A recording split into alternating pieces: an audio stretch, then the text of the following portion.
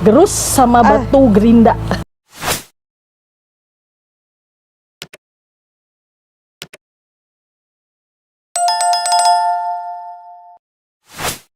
Assalamualaikum warahmatullahi wabarakatuh. Waalaikumsalam warahmatullahi wabarakatuh. Selamat siang rekan-rekan dan selamat siang juga Ibu. Selamat siang. Sehat Bu? Alhamdulillah sehat. Ibu Diplom Ing Hajah Diah Nurwitasari MIPol. Luar biasa. Ibu dilihat-lihat dari gelarnya yang di depan ini agak asing ya Bu ya.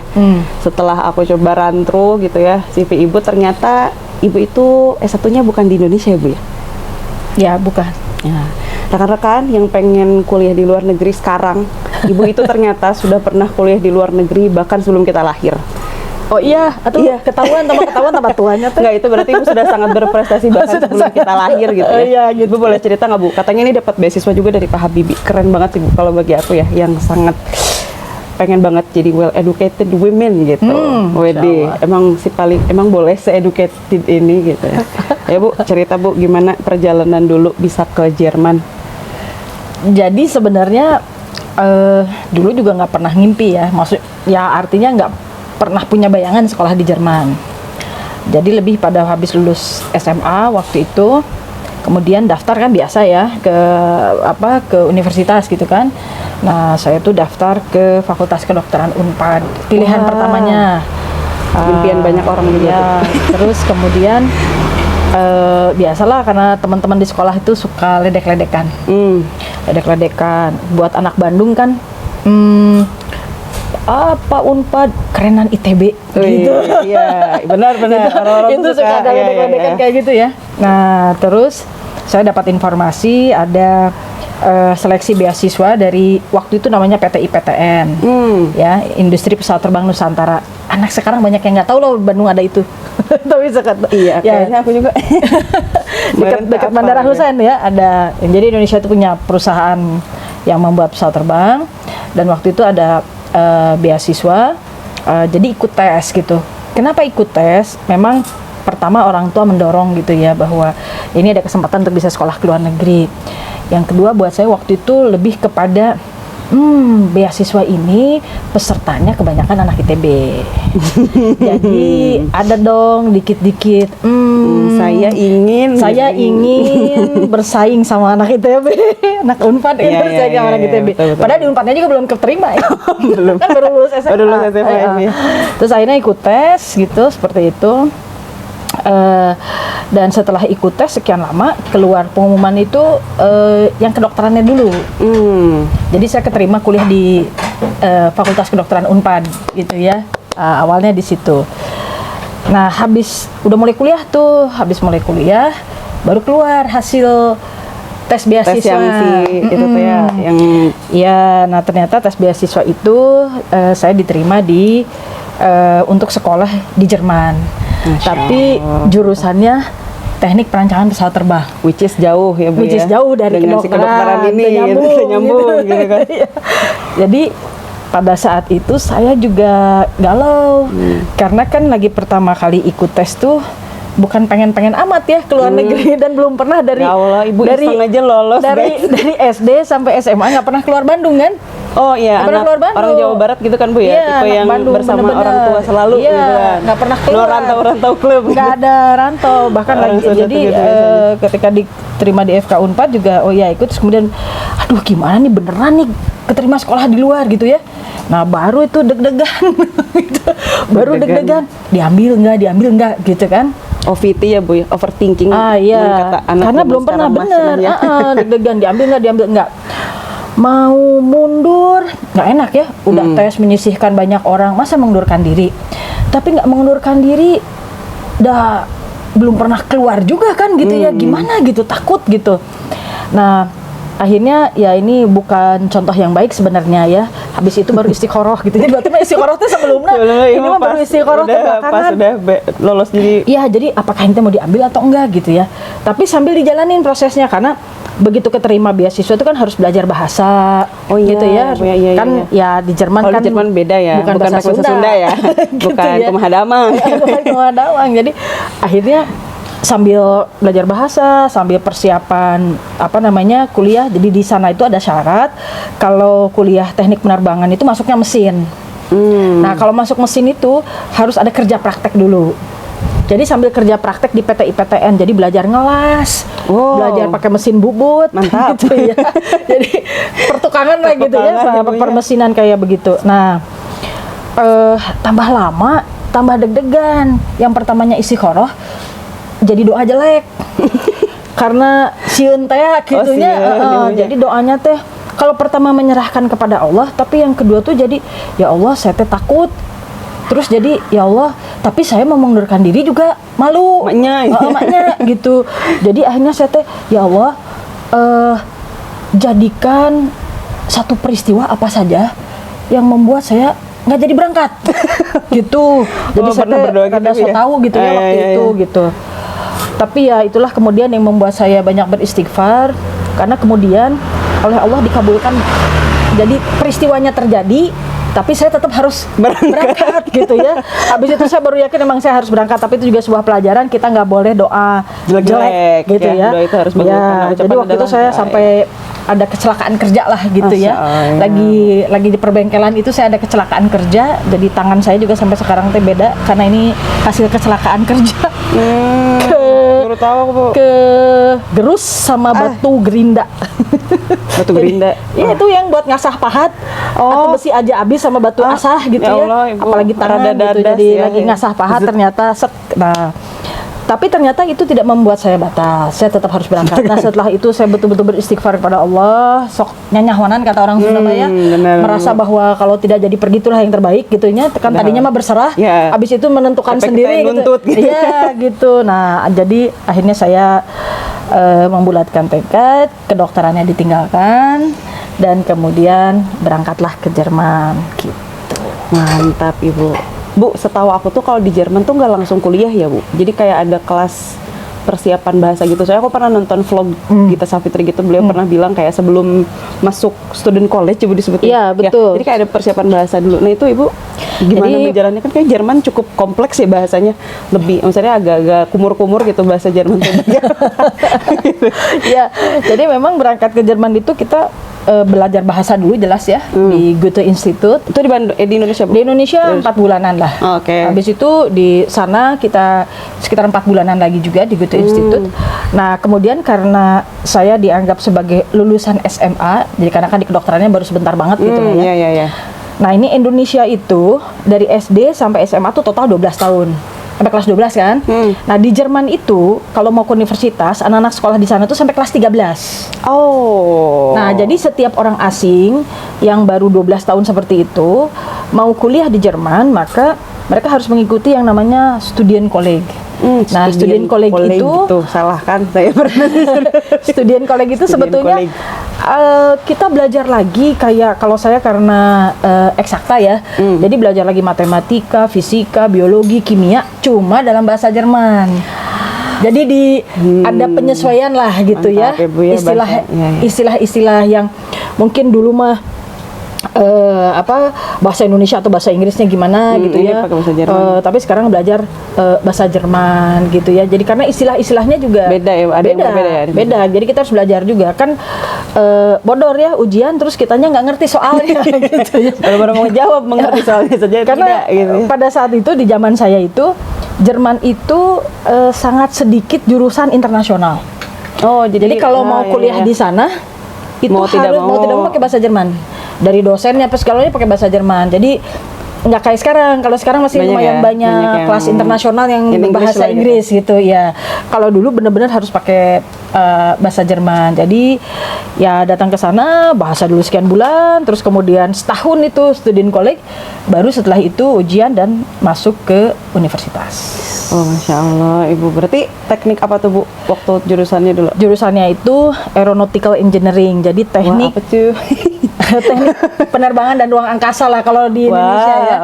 Jadi di situ intinya mah teknik penerbangan lah. Gitu. Iya. Kalau di Indonesia teknik dirgantara ya kalau sekarang namanya dirgantara. Kalau di FTMD cina itu. Teknik mesin dirgantara gitulah. Ya, dirgantaranya. Ya. Tapi masuknya mesin dulu itu.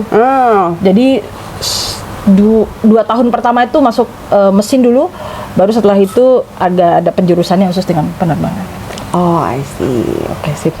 Oh iya, Bu. Terus aku tuh dulu, kalau Ibu ingat ya, Ibu dulu pernah ngisi di kampusku waktu 2018 atau Ya, 2019 ya, kayaknya di ya. Telyu itu. Di Telyu. Di dekanat di bawah. Terus Ibu sempat cerita tentang pengalaman spiritual Ibu ketika berhijab itu justru ketika mau ke Jerman. Ketika di Jerman. Oh, ketika di Jerman. Nah, itu menarik sih Bu bagi aku. Biasanya kan orang-orang justru ketika di luar tuh lebih takut untuk menunjukkan identitas sebagai muslim ya. Apalagi kalau dengar cerita dulu tuh orang berhijab di Indonesia aja tuh masih rare, masih jarang sekali gitu kan waktu zaman itu. Apalagi di luar negeri gitu yang notabene-nya mungkin masih apa ya, nggak begitu seopen sekarang dengan perempuan yang berhijab. Nah, boleh diceritakan nggak Bu itu kenapa hidayahnya, hidayahnya, cenah ya, ceritanya, journey-nya bagaimana, kenapa keidean, ngide pakai hijabnya justru pas di Jerman. Sebenarnya memang ceritanya rada panjang ya, tapi kan ini kita nggak mungkin berpanjang-panjang Mas gitu Subuh nanti. Tapi ya meskipun memang ada cerita buruknya, tapi memang ya mau tidak mau mungkin mudah-mudahan jadi pelajaran ya. Jadi berangkat ke sana itu harus saya akui SMA itu saya juga bukan anak rohis, bukan yang ngajinya rutin, bukan yang sholatnya sudah full, itu belum. Jadi masih suka ada bolong-bolongnya gitu ya, astagfirullah. Jadi tapi berangkat ke sana kan kursus bahasa tuh. Kursus bahasa itu seringkali sekolah tuh cuma pagi sampai siang atau sore. Jadi banyak waktu yang agak luang. Nah, ada dua bukan bekal atau ya. Ada kan orang pergi teh suka ini nih kenang-kenangan atau apa gitu ya. Nah, ada satu sepupu saya ngasih buku, satu lagi saya bawa Quran terjemahan Kementerian Agama gitu ya.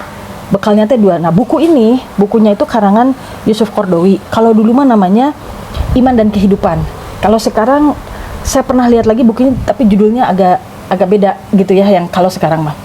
Intinya di buku itu tuh kalau kita menyatakan diri beriman maka gitu. Jadi dari ayat-ayat Quran yang terkait dengan ciri-ciri orang beriman. Misalnya orang beriman sabar, orang beriman taat pada Allah. Pokoknya mah gitulahnya gitu. Misalnya termasuk juga orang beriman tuh kalau punya niat baik jangan ditunda-tunda gitu ya. Jadi banyak lah gitu di buku itu. Nah, karena saya banyak waktu luang itu kadang-kadang saya itu baca-baca gitu ya. Jadi nah, tapi unik karena waktu yang luang, di satu sisi saya jadi lebih banyak membaca Al-Quran, bahkan si terjemah Depag teh terjemahan teh saya stabiloin gitu ya, terjemahannya gitu kayak belajar gitu ya.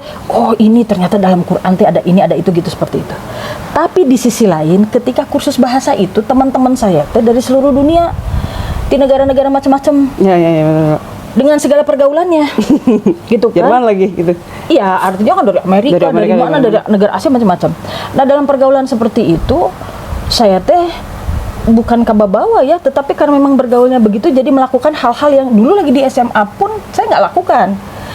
Ya meskipun tidak ekstrimnya, contoh meskipun dulu saya belum berhijab atau apa, ya saya relatif nggak pernah lah pegangan tangan sama yang laki-laki gitunya, mun aca pramuka, perempuan ya perempuan aja gitu.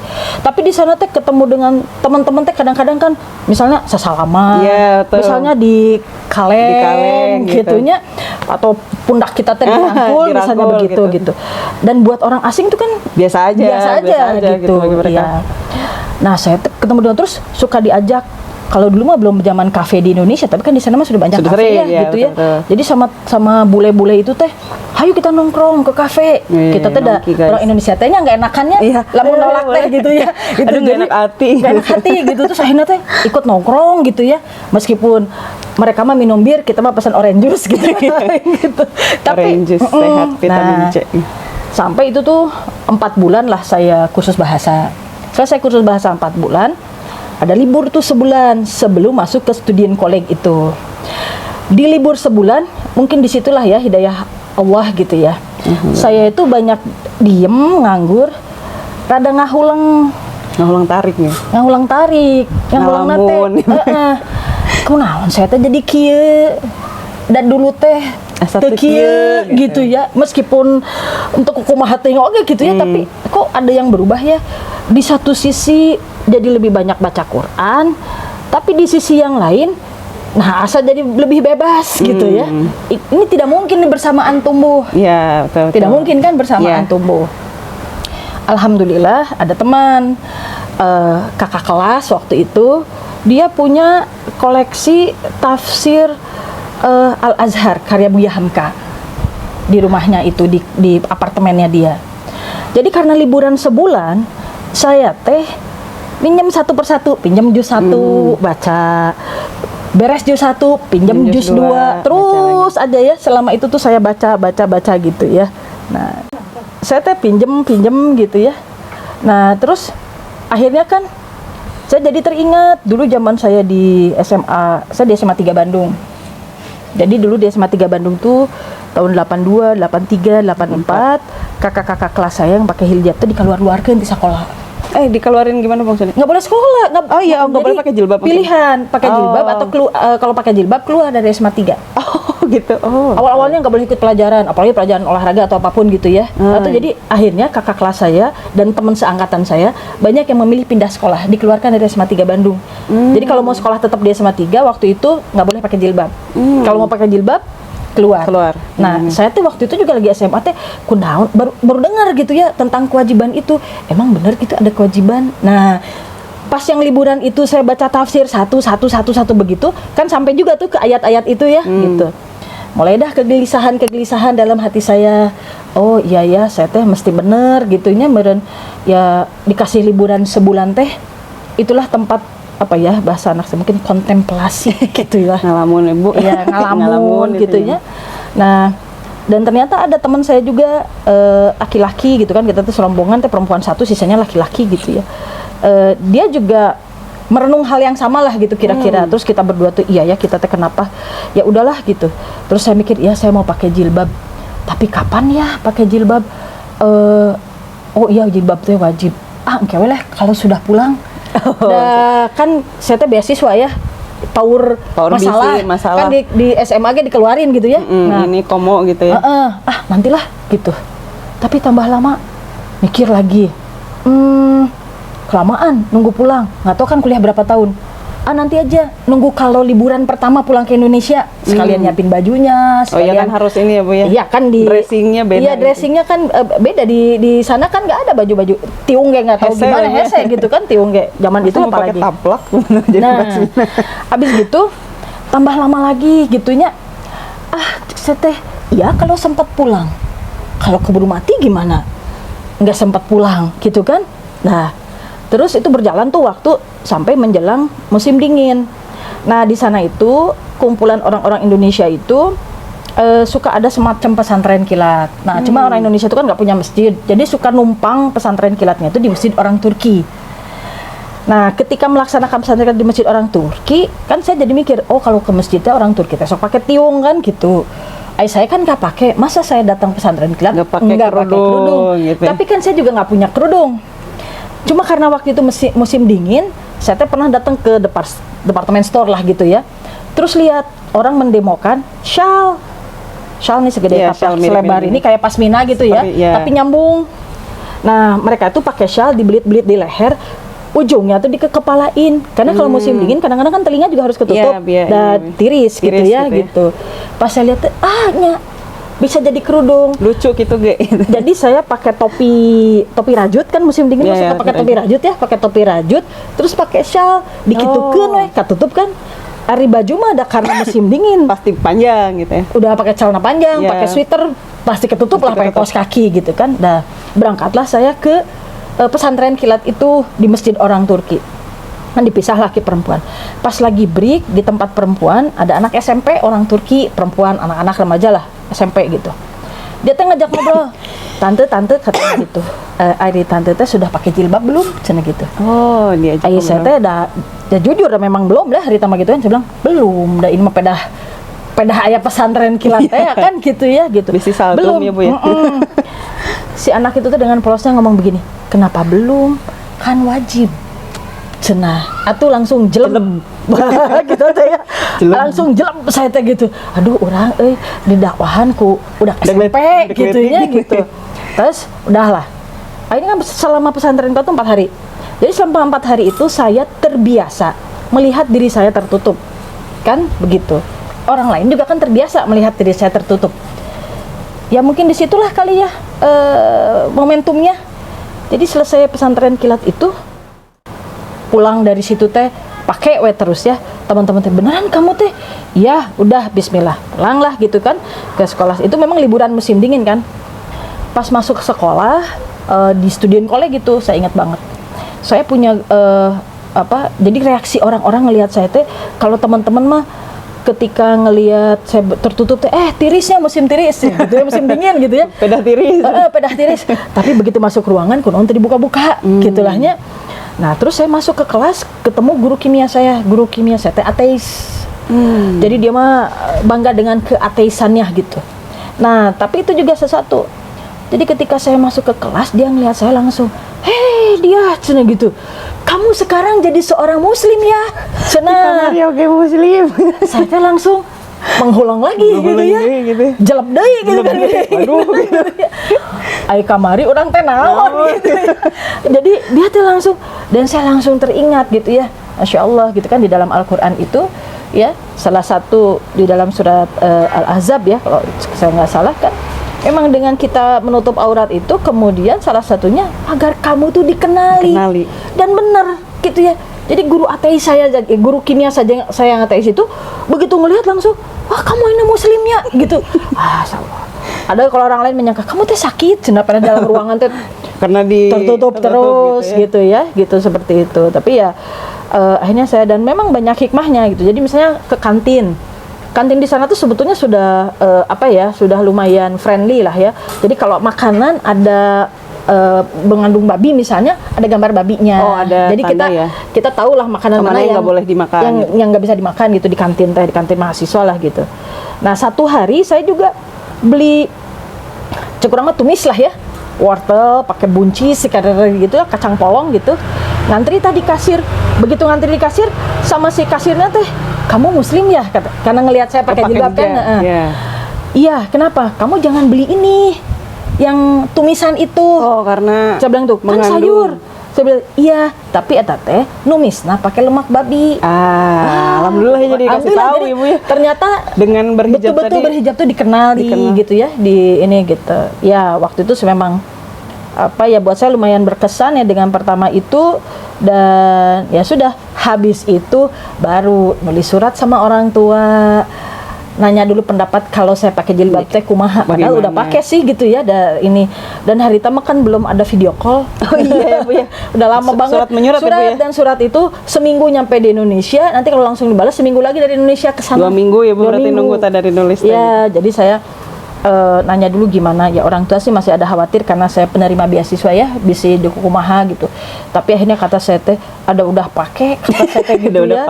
Dan saya tidak ingin menunda-nunda, gimana kata orang tua saya, ya sudah Bismillah, kalau udah pakai mamanya disuruh dibuka deui, kata orang tua saya teh gitu ya. Sudah, baru habis itu teh pangirimkeun baju dari Indonesia, kirimin gitu. Jadi sana makan banyak ya, pasti banyak. Susah. Jadi waktu itu mah kerudung saya nyari itu ya model shawl yang lebarnya pasmina lah, kayak pasmina yang namanya gitu. Di kumacarana pokoknya ketutup gitu. Nah, itu dongengna jadi pakai jilbab di sana. Luar biasa Bu ya, kadang gitu hidayah teh Allah kasih caranya mungkin dari beyond expectation lah, beyond imagination. Kita mungkin nggak kebayang gitu ya, tapi Allah mungkin ngasih hidayahnya dari tempat-tempat atau dari peristiwa-peristiwa yang cuman gitu ya. Kadang tergantung kitanya aware atau tidak dengan hidayah itu. Cuman alhamdulillah Ibu sangat aware saat itu gitu ya. Alhamdulillah. Allah mudahkan untuk berhijab sampai dengan hari ini. Alhamdulillah. Ibu, sebelumnya terima kasih rekan-rekan, izin memperkenalkan beliau adalah Diplom Ing Hajah Diah Nurwitasari, M.Ipol. Beliau adalah seorang anggota DPR RI Komisi 7 di bidang apa Ibu?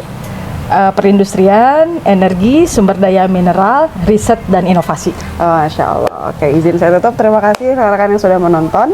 Sampai jumpa di episode selanjutnya. Assalamualaikum warahmatullahi wabarakatuh. Waalaikumsalam warahmatullahi wabarakatuh. Tenang Ibu. Sami-sami.